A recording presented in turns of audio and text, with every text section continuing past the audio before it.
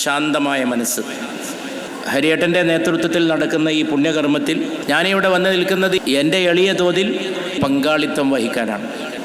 ജീവിതത്തെ മുന്നോട്ട് കൊണ്ടുപോകുന്നതിന് ഇത്തരം ശുഭകർമ്മങ്ങൾ നമുക്ക് അനിവാര്യമാണ്. കലുഷമായ ഈ കാലത്ത്, വൈരവിരോധങ്ങൾ അരങ്ങ് തകർക്കുന്ന ഈ ലോകത്ത് ഇതുപോലൊരു സദസ്സിൻ്റെ ഭാഗമാകാൻ സാധിക്കുന്നത് പോലും സൗഭാഗ്യമാണ്. നമ്മുടെ ഒരു സ്നേഹമൂർത്തിയുടെ ചുറ്റുവട്ടത്താണ് ഹരിയേട്ടൻ എഴുതിയ ഒരു പുസ്തകത്തിലുള്ള പല പരാമർശങ്ങളും എന്നെ പിടിച്ചുലക്കുന്ന പലതും അതിലുണ്ട്. ഞാനിന്ന് രാവിലെ ഹരിയേട്ടനെ കണ്ട് സംസാരിച്ചിരിക്കുമ്പോൾ ഞാൻ അദ്ദേഹത്തോട് പറഞ്ഞു, എനിക്ക് ഏറ്റവും മനസ്സിനെ വളരെ സ്പർശിക്കുന്ന ഒരു നേരം, ഒരു സന്ദർഭം മാനത്തേക്ക് ചൂണ്ടിയിട്ട് ഞാൻ പറഞ്ഞു, അങ്ങോട്ട് നോക്കൂ, മഴ പെയ്യാൻ പോകണം. കാർമേഘങ്ങൾ ഇങ്ങനെ നിറഞ്ഞു നിൽക്കുകയാണ്. മഴ പെയ്യാൻ പോകുന്നതിന് മുമ്പുള്ള നേരം എന്നെ വളരെ ആവേശം കൊള്ളിക്കുന്നൊരു ഘട്ടമാണ്, സന്ദർഭമാണെന്ന് ഞാൻ അദ്ദേഹത്തോട് പറഞ്ഞു. ഈ പുസ്തകം എടുത്ത് നോക്കിയപ്പോൾ അതിൽ മഴ പെയ്യാൻ പോണ നേരത്തെ ഹരിയേട്ടൻ്റെ അച്ഛൻ വീട്ടിൽ നിന്ന് ഇറങ്ങിപ്പോകുന്ന ഒരു രംഗം വിവരിക്കുന്നുണ്ട്. മഴ പെയ്യാൻ പോണ നേരം പുരികത്തിന് മീതെ കുറി തൊട്ട് അച്ഛൻ വീട്ടിൽ നിന്ന് കുടയെടുത്ത് ഇറങ്ങുന്ന നേരം. ഇതൊക്കെ ശില്പങ്ങളാണ്, വാങ്മയ ശില്പങ്ങളാണ്. മനസ്സിലിങ്ങനെ നിൽക്കും. അദ്ദേഹത്തിൻ്റെ പുസ്തകത്തിൻ്റെ ഏറ്റവും പ്രത്യേകത തന്നെ അതാണ്. ഹരികുമാർ ജീവകാരുണ്യ പ്രവർത്തനങ്ങൾക്ക് അതിൻ്റെ മധ്യത്തിൽ നിൽക്കാൻ, കാരുണ്യമായിട്ട് ഇളങ്കാറ്റ് പോലെ വീശാൻ. നമുക്ക് കുളിർകാറ്റ് വരുമ്പോൾ ഒരു സുഖമുണ്ടാവും. ഒരു ഹിന്ദി ഗസൽ ഞാൻ ഓർത്തു വേണം. ജബ് ചലി സർദ് ഹവാ मैंने तुझे याद किया,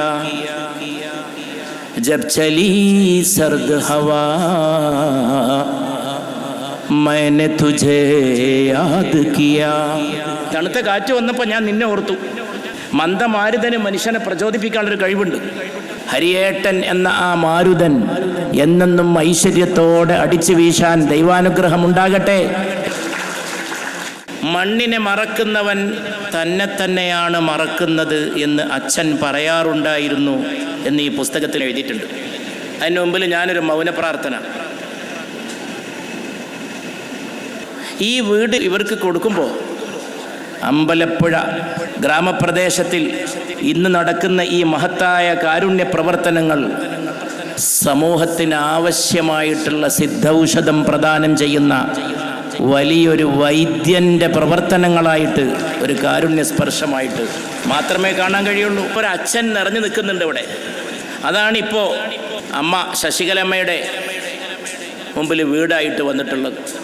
ഒരു കവിത ഓർത്തുകൊണ്ട്, ആ കവിത ശശികലമ്മയ്ക്കുള്ളതാണ്. കിസി മെഹറുബാൻ ने आके मेरी जिंदगी सजा दी, किसी मेहरुबान ने आके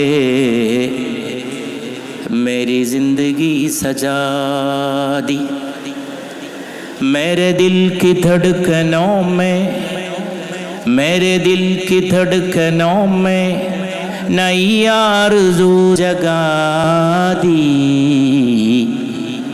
किसी मेहरुबान ने आके മേരി ജിന്ദഗി സജാദി. ഏതോ ഒരു കാരുണ്യവാൻ വന്ന് എൻ്റെ ജീവിതത്തെ അലങ്കരിച്ചു. മേരെ ദിൽ കി ധഡ്കനോ മേ, എൻ്റെ ഹൃദയത്തിൻ്റെ സ്പന്ദനങ്ങൾ. മേരെ ദിൽ കി ധഡ്കനോ മേ നൈ ആർസൂ ജഗാദി,